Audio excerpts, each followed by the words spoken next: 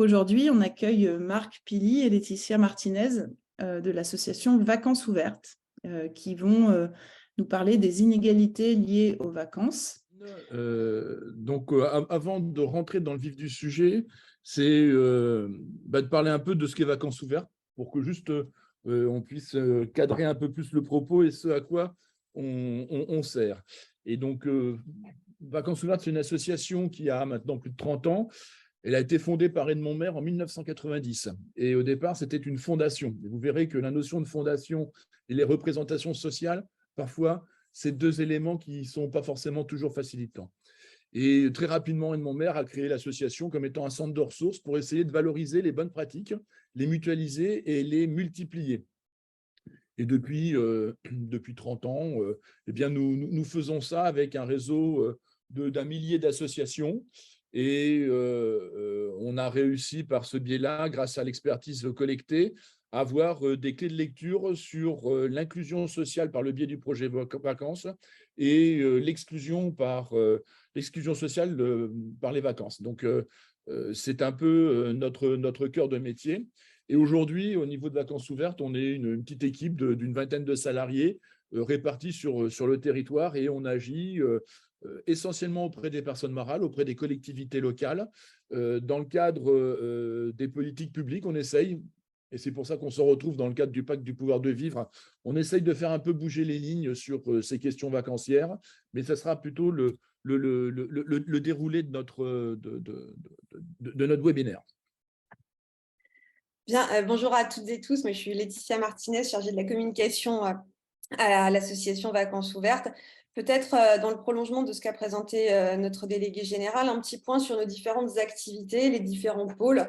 Il y a tout d'abord un travail très important qui se fait en lien avec la NCV dans le cadre de la politique sociale de l'agence, qui sont nos appels à projets à destination de tout type de public, des familles, des jeunes, avec des spécificités particulières, territoriales, ou sur des sujets tels que le répit parental, qui permettent de faire bénéficier aux structures qu'évoquait Marc à l'instant d'un accompagnement spécifique de vacances ouvertes, mais aussi de chèques vacances pour pouvoir faire levier sur le départ en vacances. On a également un dispositif spécifique sur l'accompagnement de la mobilité et la mobilité des 16-25 ans qui s'appelle Sac à dos. L'association est agréée organisme de formation, donc elle intervient auprès de collectivités, auprès de structures publiques, d'associations aussi pour former des professionnels comme des bénévoles. Et puis enfin, on dispose avec une docteure en psychologie et une sociologue d'un pôle études pour pouvoir à la fois identifier les problématiques sur les territoires ou auprès des acteurs qui le demandent, mais aussi mesurer, évaluer les impacts des effets vacances sur les publics qui sont accompagnés. Mais avant d'aborder les impacts, c'est de mettre tout ça en perspective et dans un environnement. La première chose, les vacances, oui, il y a une définition, elle est même internationale. Alors, la question vacancière ne touche qu'à peine un tiers de la population mondiale, mais en tout cas, c'est un enjeu assez majeur. Et cette définition s'articule autour de 2 points. Une durée, 4 nuitées minimum consécutives, et une finalité, c'est à titre personnel. C'est-à-dire que la notion de travail n'est pas intégrée dans la durée des vacances. On fait ce que l'on veut. Et ça, c'est un élément extrêmement important qui va nous amener à percevoir un peu la matière de ce que les vacances sont. Mais avant de percevoir la matière, on se pose la question toujours, mais ça vient d'où? Alors, je ne vous fais pas tout l'historique de la passation du singulier au pluriel. La seule chose qui était certaine, c'est que les vacances débutent au XVIIIe siècle, même si auparavant, et nous avons des auteurs qui sont partis en vacances et qui ont fait des petits écrits. Je rappelle juste les essais de Montaigne. Montaigne est parti justement et c'est tout le travail d'introspection qui l'a amené et qui l'a permis de produire les essais. Et on verra que le temps vacancier sert à ça. Mais on va dire que les vacances se construisent à partir du 19e siècle, fin du 18e, autour de cette classe dirigeante britannique qui faisait le tour de l'Europe. Et c'est là d'où est venu le terme de touristes, et donc qui partaient à la fois pour découvrir le monde, faire des relations, et parfois ces relations étaient à double titre, hein, une relation économique et puis forcément des relations de mariage peut-être. Je vous rappelle, on est à la fin du XVIIIe siècle et comment les grandes familles se renouvelaient entre elles. Et ça a été aussi, que s'appelle le premier point où on a défini des territoires qui étaient des territoires où il faisait bon vivre et prendre du temps. Et la Côte d'Azur est sur le sujet. À la fin du 19e, commence, et dans certains pays, plus particulièrement l'Angleterre et l'Allemagne, la notion des congés payés. Et il faut être très attentif parce que congé payé ne veut pas dire vacances. Congé payé est le lien avec le travail, mais pas avec les vacances. Juste pour rappeler qu'aujourd'hui, il y a un tiers de la population française qui travaille, et les 2 autres tiers ne travaillent pas. Donc, ça voudrait dire qu'ils n'auraient pas accès aux vacances. Et donc, on voit bien que là, et c'est là l'entrée, l'enjeu des vacances, c'est que ce n'est pas ce qu'on s'appelle une contrepartie, on va dire, d'activité professionnelle, mais c'est du lien social, c'est de la démocratie, c'est de la citoyenneté, et c'est ce sur quoi Vacances Ouvertes essaye d'agir, ou au moins d'analyser pour en faire des retours. Voilà. Oui, on constate quand même depuis quelques années une démocratisation de l'accès aux vacances, tel que Marc vient de le souligner. Pour autant, cette démocratisation des vacances, elle est à la fois très lente dans le temps et surtout, on constate qu'elle est également stagnante. C'est-à-dire que vous voyez sur les graphiques, alors je ne sais pas si vous les voyez correctement, je l'espère en tout cas, vous voyez sur les graphiques qui vous sont présentés, donc 2 études à la direction du tourisme et du CREDOC qui montrent que sur l'accès aux vacances, depuis, on peut en tout cas constater une diminution de l'accès aux vacances. On est grosso modo sur 40% de la population qui ne part pas en vacances. Et je vous ai également indiqué ces chiffres plus récents, alors qu'il faut prendre avec mesure, puisqu'ils ont été réalisés au milieu de la période Covid. Donc, il faut aussi qu'on puisse étudier les impacts du Covid sur l'accès au départ en vacances, mais qui vous montre bien qu'il n'y a rien d'acquis dans cette démocratisation de l'accès aux vacances, qu'on n'est pas du tout dans un processus qui est linéaire et que cet accès aux vacances peut être très vite fragilisé, y compris par les crises qui sont traversées, soit en termes de pouvoir d'achat, soit sur la crise sanitaire dont on vous a parlé précédemment. Par ailleurs, on constate également, alors ce sont des chiffres plus anciens qui ne vous sont pas présentés à l'écran et qui datent de 2009, qu'il y a un enracinement au non-départ en vacances. C'est-à-dire que sur une étude datant de 2009, 12% de la population qui a des répondants, en tout cas à l'étude, n'était jamais partis en vacances, et pour 31% de ces personnes étaient partis il y a plus de 5 ans. Donc, on voit bien à quel point cette démocratisation des vacances peut être interrogée. Par ailleurs, elle est également cet accès aux vacances est également profondément inégalitaire. Vous avez quelques chiffres qui vous sont présentés à l'écran. Sur le fait d'avoir dû renoncer à des vacances. Donc ça, c'est une enquête assez récente portée par l'UNAT et la Fondation Jean Jaurès. Et vous constatez bien à quel point la question du niveau de vie impacte le départ en vacances. Parce que en ce qui concerne les catégories modestes ou pauvres, telles qu'elles sont identifiées, on est à bien plus de la moitié de la population, des personnes interrogées qui ont dû renoncer à des vacances. Ce qui est aussi important de souligner, c'est qu'il y a bien évidemment des raisons financières qui sont un frein essentiel au non-départ en vacances. Mais elles ne sont absolument pas les seules. Vous avez des personnes, enfin, vous l'avez sur la présentation, qui ne s'autorisent pas, qui ne savent pas partir en vacances. La question du départ en vacances, comme la question de la mobilité, c'est un apprentissage culturel qui n'a rien d'inné en soi et qui demande parfois également un accompagnement spécifique pour pouvoir partir en vacances. Marc l'évoquait tout à l'heure sur la différence entre congés payés et vacances. effectivement, vous avez des personnes qui ne se sentent pas autorisées à partir en vacances parce qu'elles sont sans travail. Donc, pas de travail, pas de vacances qui peuvent l'accompagner. Vous avez également des personnes qui ne savent pas avec qui partir en vacances, ce qui rejoint profondément la question de l'isolement social des populations qui sont évoquées. Il peut y avoir aussi des situations familiales. Quand on voit la prépondérance de la place du nombre d'aidantes et d'aidants dans la société, c'est également un frein au départ en vacances qui viennent en général s'ajouter aussi aux raisons financières précédemment invoquées. Et je voulais juste avoir un petit point d'attention sur les jeunes, parce que les jeunes constituent une population fortement exclue des vacances. C'est-à-dire que la jeunesse, les jeunesses dans leur diversité ne sont pas nécessairement en soi marquées par une précarité financière, indépendamment on garde de leur diversité. Pour autant, c'est vraiment une population aussi fragile que celle que je viens d'évoquer précédemment. Et puis, dernier petit point, parce que quand on parle des vacances, on se projette sur des hébergements en bord de mer, enfin, si je caricature très rapidement, mais ne pas oublier que dans les motifs de vacances, pour la très grande majorité des personnes, on est sur de la visite chez la famille ou chez des amis, contrairement à ce qu'on peut projeter sur un départ en vacances. Donc, des inégalités d'accès qui sont extrêmement importantes sur ce sujet et qui doivent aussi nous interroger particulièrement.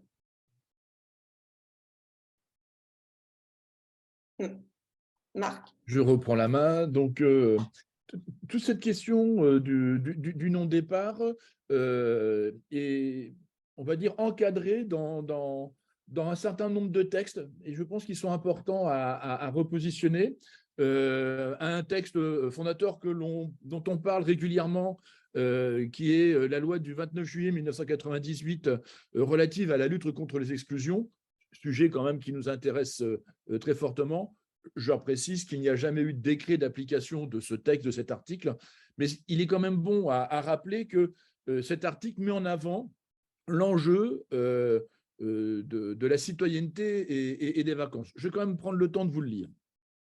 L'égal accès de tous tout au long de la vie à la culture, à la pratique sportive, aux vacances et aux loisirs constitue un objectif national. Il permet de garantir l'exercice effectif de la citoyenneté.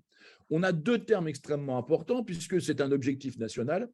Alors forcément, si on se retrouve ici et que Vacances ouvertes est encore présente, ça veut dire que cet objectif est quand même pas pleinement transformé. Laetitia l'a évoqué par rapport à un certain nombre de chiffres. Et c'est l'entrée de la notion de citoyenneté. Et là, on vient sur vraiment les fondamentaux des vacances. Et quelle que soit la situation sociale et la classe sociale, je revenais tout à l'heure quand je parlais de Montaigne, qui n'était quand même pas forcément un individu d'une grande pauvreté, partait pour aller découvrir, se ressentir, travailler sur lui, rencontrer. Et le principe des vacances, eh bien, c'est effectivement ça. C'est d'aller se côtoyer, aller discuter, aller découvrir et avoir quelque chose à citer. Et oui, quand on part en vacances et qu'on revient, eh bien, on a quelque chose à raconter. Et donc, on fait vivre la cité dans son acception. Et c'est d'autant plus fort que ça fait partie des fondamentaux de notre République, puisque je vous rappelle que le préambule de la Déclaration des droits de l'homme précise juste un mot, un petit groupe de mots, c'est la recherche du bonheur pour tous. Et les vacances, effectivement, quand on en parle, à 95%, ça a une fonction positive. Et cette fonction positive, c'est grâce à ça que l'on arrive à mettre en œuvre des actions, que l'on arrive à faire bouger des lignes, qu'on arrive à accompagner socialement les publics, qu'ils soient personnes, des seniors, qu'ils soient des personnes en situation de handicap, des familles, et tout particulièrement les familles monoparentales, que ce soit des jeunes. Toute la population concernée par les vacances a une vision positive de la démarche. On va revenir sur des éléments aussi un peu factuels, parce que le fait de ne pas partir en vacances, ça a quand même des impacts. Et parfois, de par trop sous-estimés. on se dit oui. Alors tout à l'heure, Laetitia l'évoquait en disant oui, partir en vacances, c'est un problème d'argent. Bon, je vous dis tout de suite, avec 3 milliards, on pourrait faire partir toute la France, ça ferait augmenter le PIB de 0,5%, la boucle serait bouclée, les traces seraient heureux, la population serait à 100% en activité et le lien social serait total. Ben non, ça ne marche pas comme ça. Ça, pour le coup, ça ne marche pas du tout comme ça. Et je vais compléter le propos de Laetitia. On a fait un travail sur l'aide à domicile. Je pense que c'est un sujet qui nous intéresse, tout le domaine du care, et sur les publics, une grande partie qu'on s'appelle des publics ne partent pas en vacances, et on a eu trois typologies. La première typologie, c'est oui, on a besoin d'un coup de pouce financier et ça marche. La deuxième typologie, c'est on a besoin d'argent, mais on ne sait pas partir en vacances. Et là, déjà, ça devient, il y a un travail. Et le troisième, c'est je m'interdis de partir en vacances. Sauf qu'au regard de ces métiers, la notion que s'appelle de partir en vacances, c'est importante puisque c'est un moyen aussi de pouvoir l'évoquer avec les personnes avec lesquelles on travaille, avec les personnes qu'on va accompagner. Et là, on voit bien que si on n'a pas cette culture des vacances, il y a une leçon pendant, et on le verra tout à l'heure, la notion de répit qui vient impacter la situation. Mais en fin de compte, les effets, c'est ça qui nous intéresse le plus. Et aujourd'hui, cette étude est assez ancienne, malheureusement, il y a très peu d'études sur le sujet, mais ce qui ressortait de cette étude, c'est qu'il y avait une graduation des situations négatives qu'on ne voulait pas subir. Et en tout premier lieu, c'était l'endettement. Voilà. Et venait en seconde position, ne pas pouvoir se payer une semaine de vacances. Après, température de logement, difficulté de logement, logement trop petit, recevoir parents ou amis. Vous voyez à quel niveau est passée la question vacancière. Et c'est bien pour ça que au niveau de vacances ouvertes, on milite très fortement. C'est parce que cette notion vacancière, pour des raisons multiples et variées, on y reviendra certainement, est mise un peu de côté.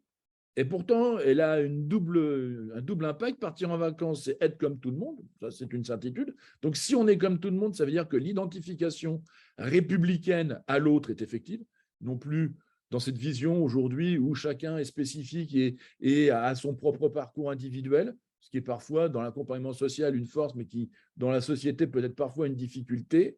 S'identifier à l'autre, c'est quand même extrêmement remarquable. Et être heureux. Voilà, c'est quand même plutôt pas inintéressant de pouvoir se reposer ces questions. Je ne recommande pas la totalité, mais la place des vacances, le travail qui avait été fait par le Secours populaire ne fait que renforcer cette tendance extrêmement forte. Et pour conclure cette petite slide, c'est bien lire que le fait de ne pas partir en vacances a le même effet que de divorcer.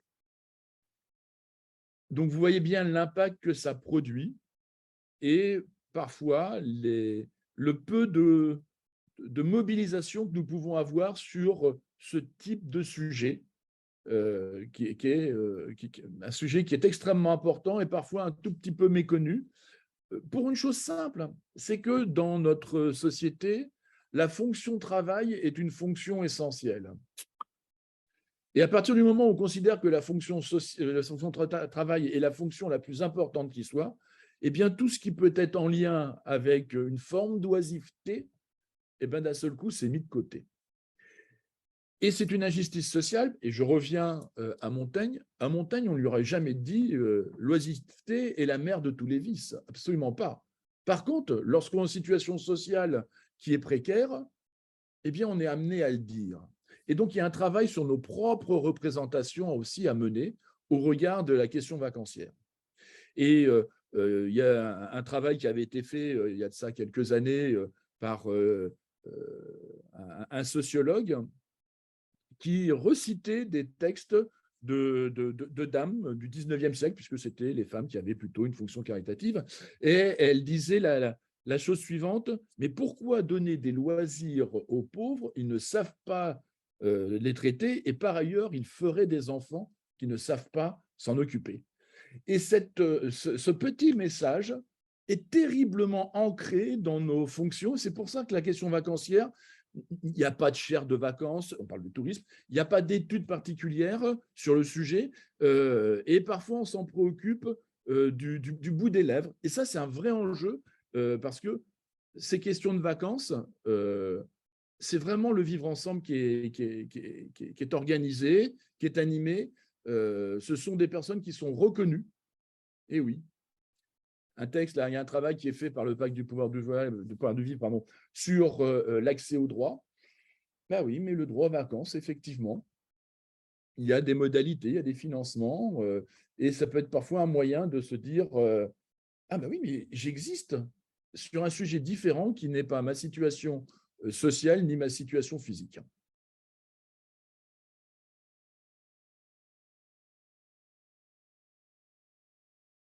Donc, sur cette question de l'inclusion sociale, on voit bien que je l'ai un peu abordé déjà, mais rien ne se décrète. On ne claque pas des doigts. Partir en vacances n'est pas inné. Ça nécessite un accompagnement. Et je reprécise, l'accompagnement financier est important, bien entendu, mais l'accompagnement à l'acculturation vacancière est tout aussi important. L'avantage des vacances, c'est qu'on arrive à transposer la vie quotidienne dans un autre espace. Et donc, c'est un moyen parfois de dédramatiser des situations sociales extrêmement fortes, extrêmement complexes. Quand on part en vacances, on parle de quoi? De mobilité, d'horaire, de projection, d'alimentation, de soins, d'hygiène, de relations dans la cellule familiale. C'est tous ces éléments-là que l'on retrouve dans la question d'un projet vacances et dans son accompagnement. À VO, on aime bien utiliser le terme d'accompagnement global, de système holistique, mais ce n'est pas un vain mot. On trouve à peu près toutes les composantes de la vie de tous les jours. Et parfois, il serait bon de pouvoir se remobiliser sur cette vision un peu globale de l'individu. Et pour ceux qui me connaissent, ils savent pertinemment que je n'aime pas Maslow. Maslow, avec sa pyramide, nous empêche de rêver parce que nous ne pouvons pas manger. Je caricature un tout petit peu. Eh bien, la question vacancière est une accessibilité pour tous. Et c'est aussi ça, la notion, notre propre accompagnement que l'on doit emmener sur la notion du rêve. Et les vacances, eh bien, ça se co-construit. Ça se démultiplie. Et l'objectif que nous avons, c'est de mailler le territoire avec le plus de personnes possible, avec des compétences, des techniques et une vision du monde qui permettent à la personne en situation de vulnérabilité d'exister et et que l'on ait un regard positif vis-à-vis d'elle. Voilà, donc, et l'enjeu aussi le plus important, c'est d'être capable de reproduire seul ses vacances. Je vous rappelle qu'aujourd'hui, partir en vacances, si on n'a pas d'amis, c'est ce que disait tout à l'heure Laetitia, si on n'a pas d'équipement, etc., ben, grosso modo, on n'est pas dans un environnement social qui permet le départ. Ça veut dire que le fait de ne pas pouvoir partir, c'est un processus d'assignation à résidence. C'est un processus d'enfermement. Et là, pour le coup, le Covid a montré ce que ça produisait, les processus d'enfermement, à une manière beaucoup plus généralisée.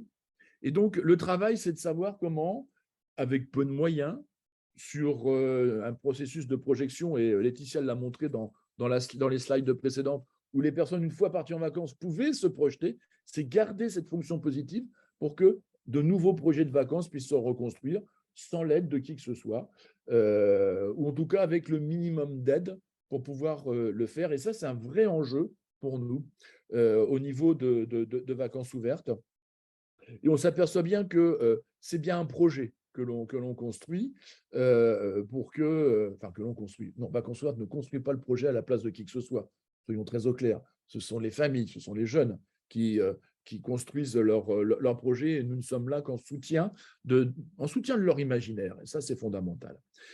Et depuis quelques années, on a une notion qui arrive en force, qui n'est pas complètement liée aux vacances, puisque les vacances, c'est le bonheur. Et quand on parle de répit, c'est un processus de réparation. Mais cet effet, tous ces effets positifs des vacances induisent des résultats.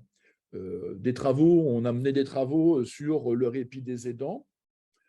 juste pour repréciser que les dernières études montrent que les personnes qui sont aidantes ont une espérance de vie diminuée de 15 ans. Je pose juste ça comme cadre pour montrer que c'est un enjeu majeur.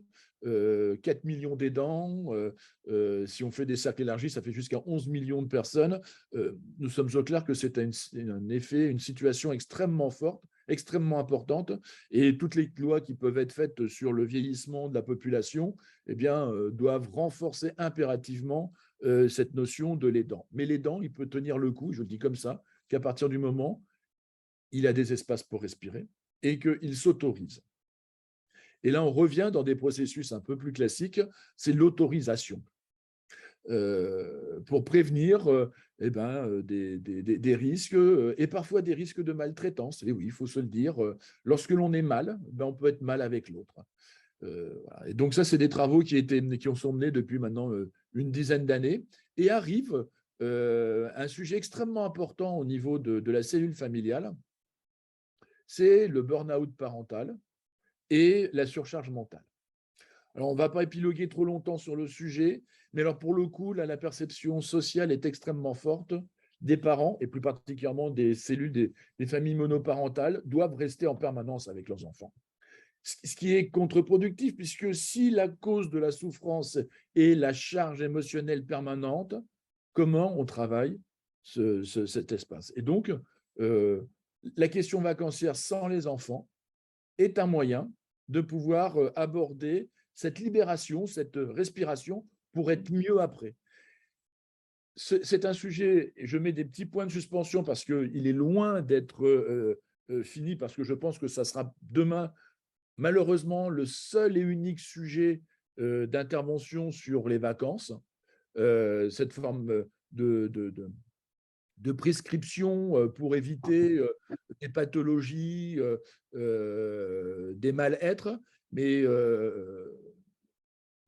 c'est un sujet à l'avenir relativement important. Voilà. Et puis un dernier élément, mais je pense que vous l'avez perçu au fur et à mesure de notre propos, on a parlé des effets du non-départ et maintenant les effets du départ, ce que produit un départ en vacances. Alors, il y a bien évidemment des effets qui sont attendus, ce qu'on imagine assez spontanément, de bien-être, de satisfaction. Vous l'avez sur le schéma qui vous est présenté à gauche, des effets immédiats qui sont produits sur les individus au moment du séjour, au moment du départ en vacances.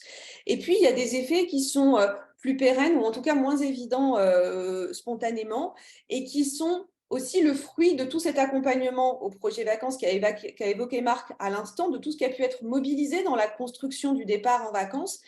Et les études qui ont été conduites, d'ailleurs, soit par certains sociologues, mais c'est vrai qu'on a peu de travaux sur le sujet, ou alors à VO directement sur les départs qu'on peut accompagner, nous font remarquer, à la fois chez les publics qui sont partis, une meilleure estime de soi, une forte diminution du sentiment d'échec, qui sont des éléments extrêmement importants dans les parcours, y compris les parcours d'inclusion de ces personnes-là, et qui se traduisent aussi par des impacts sur la recherche d'emploi, sur le quotidien et sur la capacité à se projeter. Et le graphique qui vous est présenté ici, il est intéressant. Pourquoi ? Parce que se projeter dans des vacances de manière heureuse, c'est là toute la fonction bonheur, c'est aussi être capable de se projeter dans d'autres environnements et de pouvoir construire quelque chose qui n'existe pas encore aujourd'hui. Et ce qui est intéressant, c'est de voir que non seulement il y a des effets immédiats, c'est-à-dire qu'on passe de 36 personnes qui, avant le départ en vacances, n'avaient pas de projet et qui, au retour, on n'est plus qu'à 9 personnes qui sont sans projet et projection pour l'avenir. Mais un an après, on n'est toujours pas revenu à ces 36% de personnes qui n'avaient aucun projet. Et ce qui est donc intéressant, c'est de voir le temps long sur lequel cette évolution de la projection peut s'inscrire, et donc le temps long des effets qui sont produits tant par le départ que par tout ce que l'accompagnement a permis de mobiliser. Et enfin, pour ne pas être plus long, je voudrais juste vous lire cet extrait, une partie de cet extrait de Jean-Didier Urbain. Il ne s'agit pas, en ce qui concerne les vacances, d'encourager l'oisiveté, mais de redonner au peuple un espace-temps qui lui appartient, car c'est bien là que se joue le sentiment de liberté. En vacances, on ne se contente pas de reposer le corps et les neurones, on reconstitue aussi des valeurs, des références communes. Vous avez quelques verbatim sur cette slide de personnes qui sont parties dans le cadre des projets vacances. Et moi, je vous invite, alors, ce n'est pas pour faire de l'autopromo, on a quelques vidéos de témoignages sur la chaîne YouTube de Vacances Ouvertes, mais parce que je pense que le meilleur, comment dire, la meilleure preuve, la meilleure manière, en tout cas, de réaliser tout ce que peut produire un projet vacances, c'est d'aller d'écouter les personnes les premières concernées et celles qui sont parties, que ce soit, et également les professionnels qui les ont accompagnés. C'est vraiment d'une richesse très importante. Voilà, merci beaucoup pour votre attention. Merci beaucoup Laetitia, merci Marc pour cette présentation. On a un petit peu plus de 10 minutes devant nous pour des questions-réponses et il y en a déjà 2 dans le chat. Donc n'hésitez pas les uns les autres à poser vos questions également. Il y a une question d'Isabelle qui dit « Le budget d'action sociale des CAF permet de soutenir le départ en vacances des familles les plus fragiles économiquement. Y a-t-il beaucoup de CAF qui conventionnent avec vous ?» Alors, je vais intervenir. Je vais juste apporter une petite précision. Les financements des CAF, ce n'est pas pour le départ en vacances, c'est pour le soutien à la parentalité par les vacances. Ce qui est une nuance légèrement différente. Est-ce que beaucoup de CAF? Pas assez. La réponse, aujourd'hui, on doit avoir sur le sujet des vacances, on doit être à peu près une vingtaine de CAF avec lesquels on travaille. Voilà, donc… Ok, merci. Il y a une question de Christian demandant quelles sont les évolutions de la notion de vacances dans les changements actuels, notamment les questions écologiques, et en termes aussi de temps, du temps de travail et le temps de vie personnelle. Est-ce que vous observez des changements récents face à ces 2 notions? Alors là, c'est un vaste sujet. Parce que dès qu'on va commencer à intégrer la notion d'écologie, on va intégrer les process de consommation. Par contre, un des changements importants, c'est qu'il y a 2 études qui sont sorties. Alors, je ne vais pas répondre complètement à cette question-là, mais on va y venir. Il y a 2 études qui sont sorties. Une du tourisme, la perception des touristes à Amsterdam, et l'autre, le ministère des Flandres du tourisme, qui est piloté par Tourisme Vlaanderen. Et la notion d'acceptabilité du tourisme de masse est pondérée en fonction du fait que l'on a été vacancier ou pas. Donc, il y a une relation à cette notion écologique de l'envahissement, on va dire, touristique, qui est atténuée parce que justement, on a été par ailleurs touriste. J'en précise juste que la France veut être la championne du monde de l'accueil, avec plus de 100 millions d'arrivants, etc. La préoccupation est effectivement de créer des cultures vacancières à tout le monde pour que le vivre ensemble puisse bien se passer. Sur la question du travail et de la vie personnelle, je dirais, on a tous la chance d'avoir, j'espère en tout cas autour de cette table, nous avons tous la chance de pouvoir partir en vacances. On se rappelle juste que des bons moments et de ce que ça produit et comment on est reboosté. Et dernier point, le fait de partir en vacances, ça a un impact sur nos systèmes endocriniens. Et on est en train de travailler de plus en plus sur ce type de sujet, parce qu'en fin de compte, lorsque l'on est bien, on va, entre guillemets, travailler mieux. Donc, ces tendances-là sont en train de se structurer, mais c'est un sujet en soi assez pointu pour répondre dans le détail à la question de Christian. Mais peut-être juste pour compléter, notamment sur la question écologique, et qui, effectivement, on le voit dans le cadre de toutes les politiques touristiques qui peuvent être conduites, soit au niveau national, soit par les collectivités, prend une place naturellement, un regard de l'urgence très importante.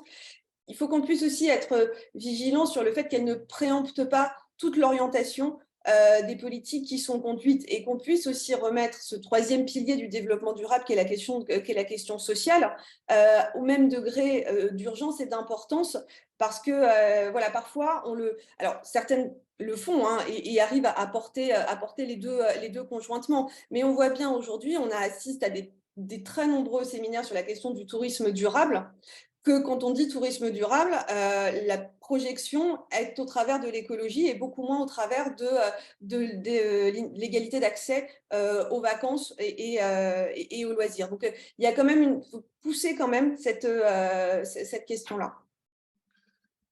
Et puis, je voulais préciser que Jean Covici prône les vacances pour les jeunes. Bon, après, il faut que ça se calme en termes de coût carbone. Mais donc, même dans les réflexions qui sont portées, cette question vacancière, qui est liée au lien sociable, est quand même marquée. Aurélien Barraud, lui, a peut-être une vision un petit peu différente du sujet. Ok, merci. Jean-Pierre pose la question, enfin vous demande si vous pouvez évoquer les aides et dispositifs, les aides et l'engagement de la mobilisation des élus de CSE dans les entreprises. Il prend l'exemple du fait d'inscrire le départ en vacances dans des négociations NAO. Mon cher Jean-Pierre, c'est un vaste sujet. Dans le cadre des CSE, alors déjà, première chose, toutes les personnes qui bénéficient d'un CSE sont des personnes aidées au départ en vacances. Il faut qu'elles juste, c'est déjà un préalable. Ce n'est pas que des populations qui sont précaires avec des politiques liées à l'ANCV et au CAF qui sont aidées, mais les CSE ont une action très forte sur l'aide par la tarification, bien entendu, sur le départ en vacances. Donc déjà, si les CSE ne se mobilisaient pas dessus, je pense que le modèle vacancier tel qu'on le connaît aurait quelques difficultés pour exister. Après, moi, je ne suis pas un expert des politiques sociales des CSE. Et Jean-Pierre, tu es bien plus à même de pouvoir en parler que moi sur le sujet. La question des vacances, peut-être parfois prise comme étant un mode de consommation plus qu'un mode de vivre ensemble. Et je pense que ce n'est pas forcément de faire une loi, ce n'est pas de faire un texte, mais c'est de réaborder cet enjeu qui s'appelle du lien social, qui peut peut-être après faire modifier le type de produit, le type de catalogue que l'on peut avoir en termes de présentation auprès des salariés. Bon, par contre, une chose est sûre, c'est que les CSE, dans le cadre de leur politique, peuvent aider sur leur excédent les associations reconnues d'utilité publique pour pouvoir justement avoir un impact de solidarité auprès des plus vulnérables et puis ceux qui ne travaillent pas. Ok, merci. Il y a une question sur la mixité sociale. Comment vous travaillez pour sortir d'une reconduite de ce qui se passe au pied des immeubles sur les lieux de vacances? C'est la question de Pierre. Alors, déjà, la première chose, on va travailler sur la représentation de chaque personne dans son départ en vacances. Et c'est important parce que les espaces de vacances ont une incidence sociale. Donc, 70% des publics veulent partir à la mer. Donc, acte.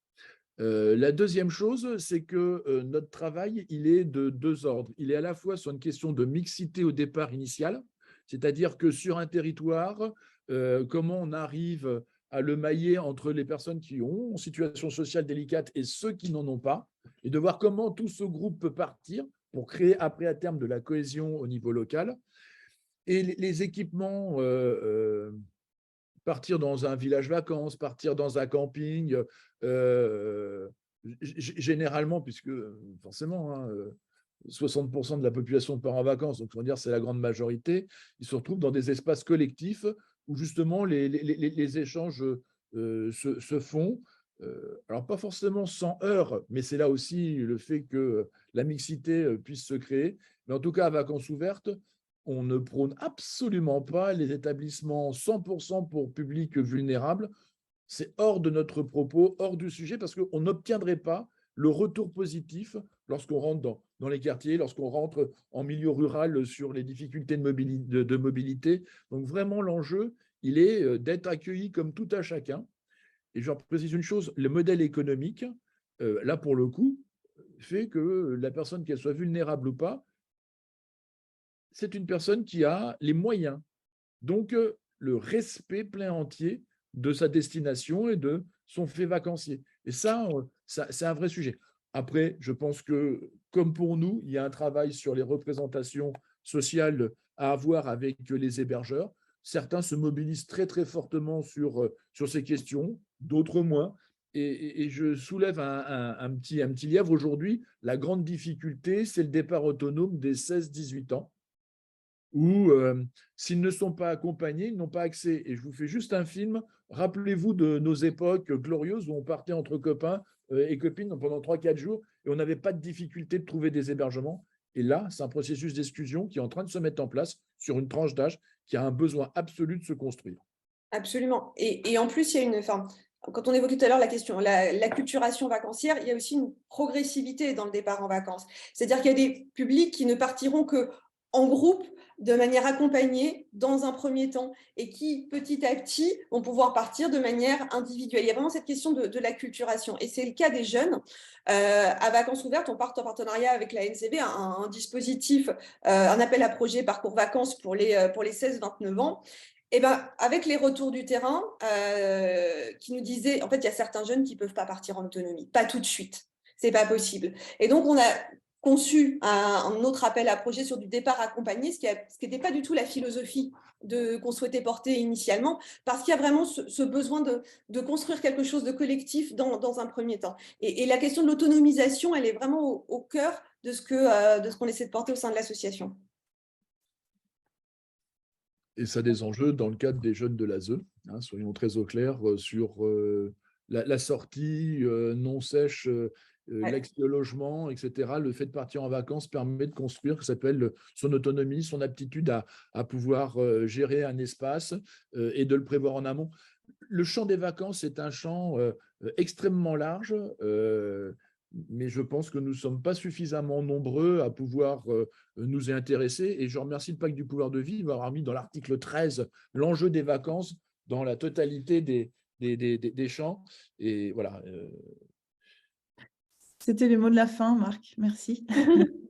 Il est 9h29, alors merci à vous deux pour cette présentation. Merci d'avoir répondu aux questions. Il y avait encore des remarques sur notamment le rôle de Pôle emploi et son positionnement par rapport aux vacances. On aurait pu en discuter encore et encore, donc peut-être ce sera l'occasion d'un futur webinaire du Pacte du pouvoir de vivre. Donc encore une fois, il est enregistré, donc il sera disponible.